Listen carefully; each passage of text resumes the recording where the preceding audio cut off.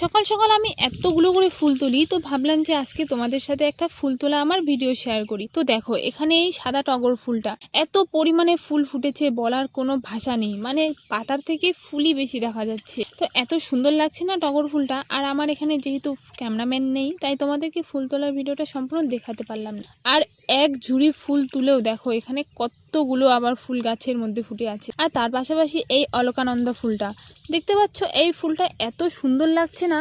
আর নিচেরগুলো না কি বলবো, সবাই তুলে নিয়ে গেছে। ওপরে দেখো কত সুন্দর ফুল ফুটে আছে, তাই আমি এক এক করে সব ফুল তুলে নিচ্ছি। আর এই ফুলগুলো কিন্তু তোলার পর কিন্তু অনেক ঠাকুরকে দিলে অনেক সুন্দর লাগে, তাই না? দেখো কত সুন্দর কালারটা। আর আমার কাছে কিন্তু দুই রকমের অলকানন্দা ফুল আছে, একটা হাইব্রিড আর একটা দেশি।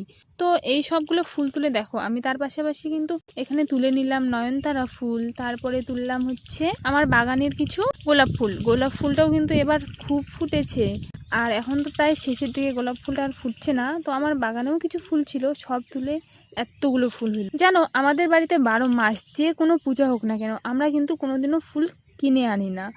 আমাদের বাড়িতে এত ফুল মাকে আজকে আমি এত ফুল তুলে দিয়েছি। দেখো এক ঝুড়ি ফুল হয়েও আবার কতগুলো বেঁচে গেল। ফুল তুলে পুজো দিতে বা ফুল গাছ লাগাতে আমার কিন্তু অনেক বেশি ভালো লাগে, বলতে পারো একটা থেরাপির মতো কাজ করে। মানে সব ফুল তো তোলাই হলো না, মা তাড়াতাড়ি পুজো দিবে বলে মাকে তাড়াতাড়ি ফুল তুলে দিলাম।